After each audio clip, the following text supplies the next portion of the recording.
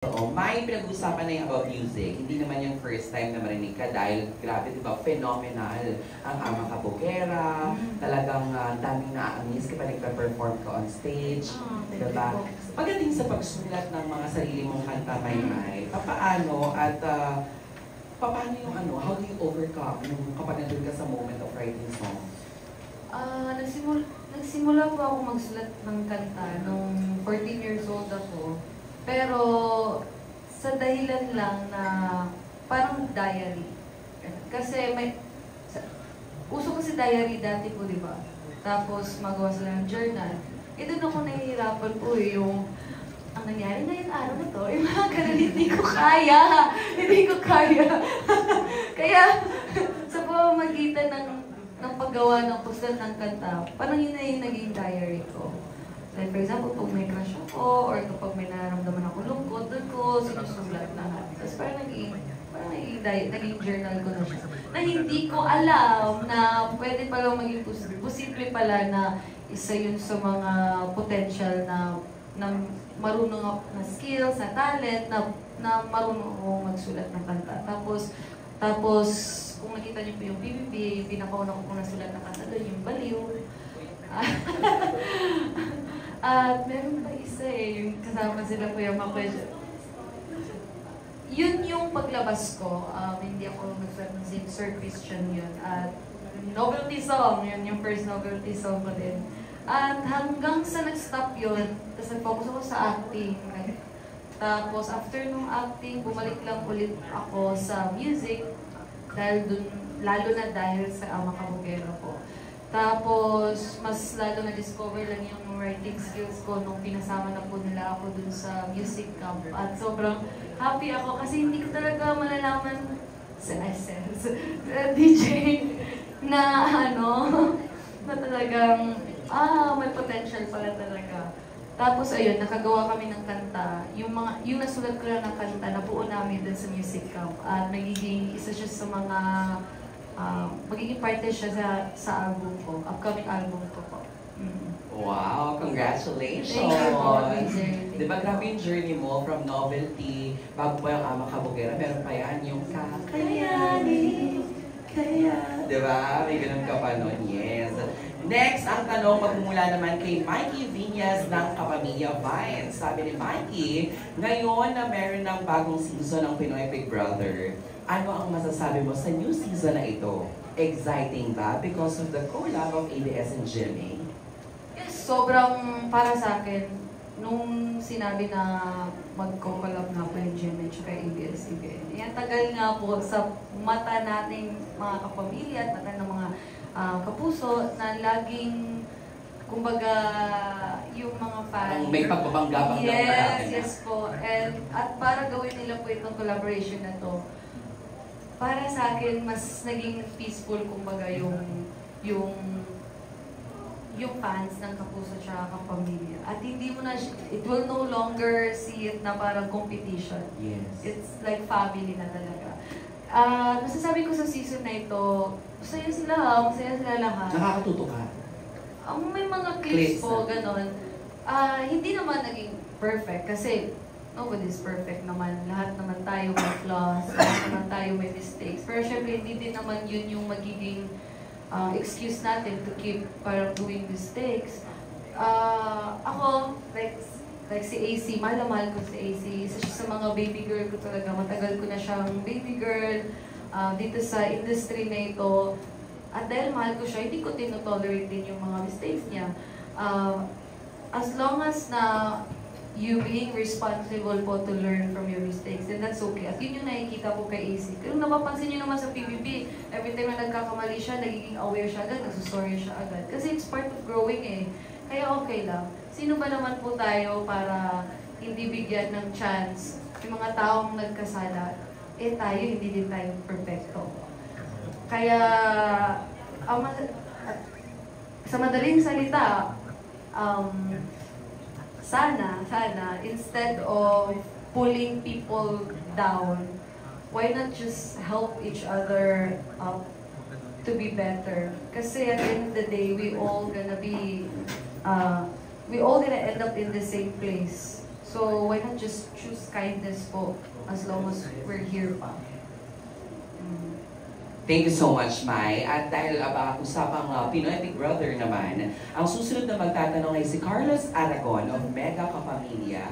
Ako na lang, okay. Dahil nga PBB sinegway ko na. Sabi niya, kung halimbawa bibigyan ka ng pagkakataon na muling pumasok sa loob ng bahay ni Kuya, sino sa tingin mo ang magiging ka-close mo? Feeling ko si Sneer. Sneer. Opo, feeling ko si Sneer, hindi dahil Bisaya din siya, feeling ko mag-click din kami kasi nakakatawa din siya. So, talaga, nakikita ko din yung sarili ko sa kanya minsan nung nandun ako sa PBB. May mga bumabalik yung mga clip ko doon, 38 kilos lang ako noon! Tama na po! Nakikita mo ulit lumalabas. Nakukumpara. Opo! Grabe! Kasi 10 kilos yung nadagdag sa akin ngayon, yung 48 na. Di ba kayo yung longest season na PBB? Kaya hindi ako masabi-sabing maganda ako ni Kuya. Kasi parang isang ubo na lang, babay na ako sa earth. Pero yun nga po, sobrang payat ko talaga. Is near. Yes, is near. Feeling ko din si Bianca, pwede. Sino pa ba feeling ko ma-close ko doon? Si Mika. Kasi nakikita ko very, siya ba, deep siya. Kumbaga, kapag parang she's having conversation po with someone, talagang may something sa kanya na sobrang deep. Yeah. Oo. Tsaka yung mga advice niya din sa mga ibang housemates, very mature din. Siyempre, hindi pa tapos yung season. Hindi Pero pa tapos. tatanungin kita ngayon, based on your observation sa mga clips na napanood mo, sino para kay Maymay as a big winner ang nasasabi niyang big four? Tanong Big pa rin four? ni Carlos. Pwede po ba pasok muna ako? Tsaka, naman na. Kasi hirap kung nakikita ko lang sa clips mas mabuting nakikilala ko sila ng buo. Parang fair. Perfect. Ay, ang galing. Nakakapang big winner nga naman talaga ang answer na yun, no? Oo. Diba? Ganun pala dapat hindi agad sasagot ng agad-agad ng yes. Tama nga naman na ma-experience niya. Idol! Ayaw! Ito, susunod. Ang tanong naman mula kay Jeffrey Perdon of Kapamilya Online World. Sabi niya, nabanggit kanina yung about sa maganda mong kasuotan sa ABS-CBN Ball. Ito karugtong to ng kwento. Sabi niya, May, kapag may ABS-CBN Ball, isa ka palagi sa inaabangan sa red carpet o tinatawag na one of the red carpet's favorite. At ang paborito kang damitan din ng mga kilalang designers. Sila Fern Juan, Sir Neric Beltran, Mark Baumgartner, Michael Cinco, etc. May pressure ba sa'yo, May, na nararamdaman tuwing may mga ganitong event at yung preparation sa mga ball like this? Sa lahat naman po ng ginagawa ko po, DJ, maliit man na proyekto or malaking proyekto, talagang hanggat maaari, gumagawa ako ng paraan to prepare myself. Parang equally na binibigay ko yung tamang enough effort bawat proyekto. At isa na dito yung sa fashion, mga fashion show, yung sa paglakad nga po, every time na may fashion week or kaya nang may event na ABS-CBN Ball, hindi nawawala po yung pressure. Pero hindi ko din naman po hinahayaan na kainin ako ng pressure. Dahil din gusto ko din yung ginagawa ko, nag-enjoy po ako. Nag-enjoy ako sa preparation po before siya mangyari. Perfect. Ayan, may tanong pa siya, karugtong. What do you consider to be your greatest asset? Hindi ko alam po Ikaw makakasagot. Feeling ko yung di ba lahat ini-aim na maging ganyan, yung buto-butuhan. Ay, buto-butuhan!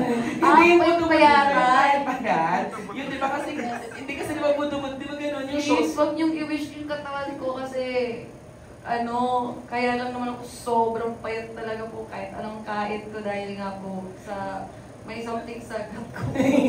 So, hindi pala yan Isa sa mga yung parang dinidiri kong hyperactivity talaga. Hindi kasi model look, di ba? Yung pink yung sa arms mo dito. Tapos, di ba, pagka numarampa ka na sa fashion week talaga, May, di ba? Nung trinay namin, hindi ganun sa akin, pumuputok. Pumuputok-putukan yung sa akin. Oo. Kaya mo yan, pumayat ka nga eh. Ayan. Kasi, may hindi sa akin yung sabi. ay, hindi pala, hindi pala. Nakita mo kung Na-miss na kita. Next, ito. Sabi naman dito ng ating friend na si Robert Recantina. Ayan. Ang tanong niya, Mai, you gave us a memorable, fun, and anthemic OPM song, Makabugera. Having met so many celebrities in your career, pwede ka bang magbigay ng 3 artists or stars na masasabi mong mga kabugera like you? And why? Yes. Hindi ko naman masabi ang kabugera. Like me, they're kabugera kasi kabugera sila. Sabi ko, Miss Vice Ganda, sino pa ba? Ann Curtis, Miss Ann Curtis, tas bago ko lang po nakita yung performance ni Miss Michelle D, yung Reyna. Oh, yes. Opo, kabugera siya dun talaga. Nag-asa po kasi siya nung isang araw. Kaya yun, kabugera. So, Vice Ganda, Ann Curtis, and MD, Michelle Marquez D. Maraming salamat. Yan ang tanong ni Kuya Richard Recantina. Tama ba Richard ba yun? Ay, Robert. Sino si Richard? Kuya Robert, sorry na. Oo, I love you. Ayan. Sino si Richard? Eto, susunod. May tanong. Si Tricia Matias of Metro. Sabi niya dito, you're becoming a global artist. Opo. Anong nararamdaman na Yes. Anong nararamdaman na feel mo? And how do you deal with the pressure kapag ka nandun ka?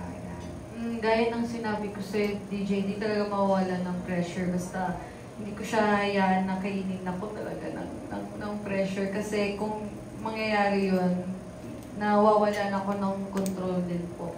So,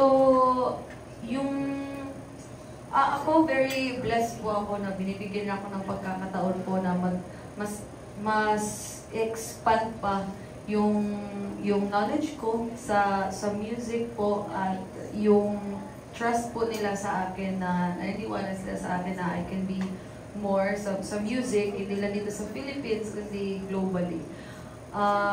Mas nag-focus ako doon sa kung ano yung magagawa ko kaysa kung ano yung sasabihin ng iba. At kasi at the end of the day, kung mahal mo naman yung ginagawa mo, eventually mamahalin din naman nila yun. Makikita nila yung pagmamahal mo dun sa ginagawa mo and it will grow naman din po. So, yun po. Ako, very thankful ako ABS-CBN Music, Star Pop Music, Star Music, Star Magic Family, Fanatical Family, sa lahat ng naging involved po dun sa music camp since 2 years ago. Ang dami kong natutunan. I'm willing to learn po talaga, keep learning sa kung ano po yung matutunan ko dito sa music. Sobrang napamahal po talaga ako. And I cannot wait po to share with you po talaga yung upcoming album ko na kung saan yung title niya is Reborn. Reborn, opo. So yung dyan sa Reborn, hindi pa kasama dyan yung latest release na Paradise? O part of kasama na po. Kasama na po yung latest kong release na Paradise at yung upcoming single ko na kung saan baka lahat ng EP na, lahat ng songs sa EP na. So Reborn yung napili ko pong title dun sa album na yun kasi parang kumbaga gusto kong i-share ba yung importance ng growth at saka finding strength from the pain. At isa din sa dahilan kung bakit is I've been through a lot din, pain, I've been through din po loss, then parang traumas. Since PBB, akala ko tapos na yung pagsubok pero tuloy-tuloy pa rin po pala siya. But despite all of that po, nandito pa rin ako, lumalaban pa rin ako, at masasabi ko, kung hindi dahil sa grace ng Panginoon talaga, yung faith ko sa Kanya, hindi ko alam kung nandito pa rin ako. Dun sa process na yon, I found the new version of me. Kaya yung Reborn, hindi lang siya title. It is also parang remember me ba dun sa mga darkest moments na pinagdaanan ko na, wow, kaya ko pa rin palang bumangon despite all of that po na nangyari yun. Kaya ko pa rin palang mabuo ulit yung sarili ko. Kami naman dati yung pinag-uusapan lang natin, mga love-to-love, ganyan. Ngayon naman may mga iba naman. Pag pinapakinggan kita, sobrang nakaka-amaze na parang... Walaan mo, ilang taon na ako? 26? So, magta-28 na po ako ngayong May 6. O 2 years lang, Mar. 2 years. Diba? Matanda na tayo. Pero hindi, kasi tama naman nga, no, ang galing, no? Talagang galing sa puso pa rin. We're talking about your music, we're talking about your galing sa fashion na industry, ganyan. I-segue ko na internationally napanood ka na namin rumampa sa iba't ibang mga bansa with your different international designers, ganyan. How about your music? Are you willing also, or may plans ba na to go international din sa music mo? Yes po, may plano po. May plano po.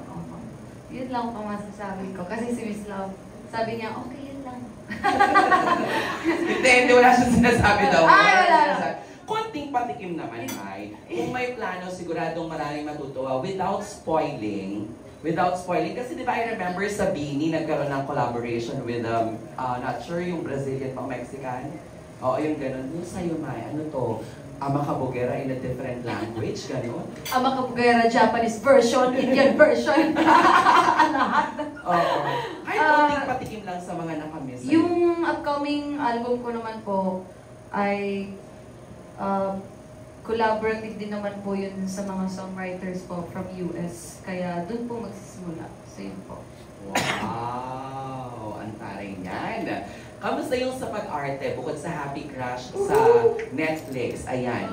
Kailan ka ulit mapapanood? Teleserye, movie, ganyan. May mga ganun ba? Sa ngayon po, DJ, yun pa lang po, yung upcoming ko pong mini-series sa Happy Crush, ay sa Netflix, which is yung Happy Crush on April 24. Gaya ng sinabi ko po, kahit nag-try na po ako ng music at iba't ibang field po, hindi pa rin naman po nag-close yung doors ko sa acting since doon po ako nagsimula po.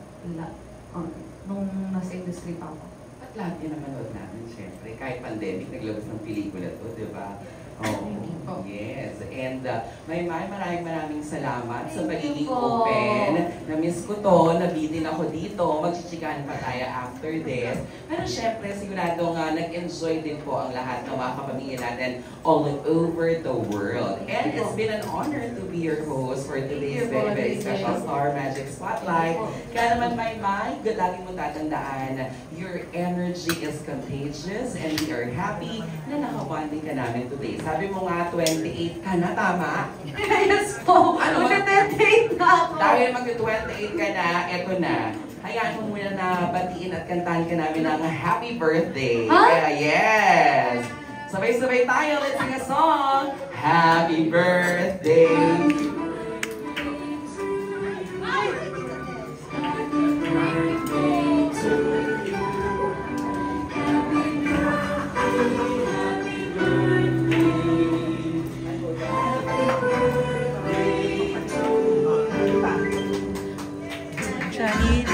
Everybody sing! Chinese.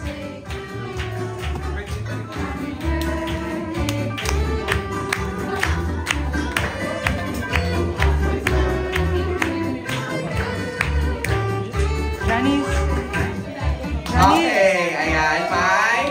Advance happy birthday from your Star Magic and Spotlight family. Maymay, ayan na. Pwede ka bang mag-wish muna before blowing the candle? Ayan. Wala ka. Palakpakan po natin! Happy birthday, Maymay! Message mo naman! Ayan. Maraming salamat po sa lahat po na nandito to support me po. Maraming salamat po sa lahat ng mga nanonood po sa aking My Loves. Maraming salamat po. Alam ko, may mga admin po na alam na yung mga pinagdadaanan ko. Kaya maraming salamat din sa tulong niyo to support me talaga kahit kayo din nahihirapan kayo. At hanggang ngayon, sobrang hanga-hanga ako sa effort nyo. At sobrang excited na din ako sa kung ano man yung magiging journey natin together, hindi lang dito sa Philippines at sa kung saan man tayo dalhin ng Panginoon at ng tadhana. Pero yun, sa Star Magic family, muli maraming salamat po. Sa lahat ng mga press po, family, thank you po. Sa lahat ng mga familiar faces, thank you po sa pagpunta. Thank you. Maraming salamat, of course.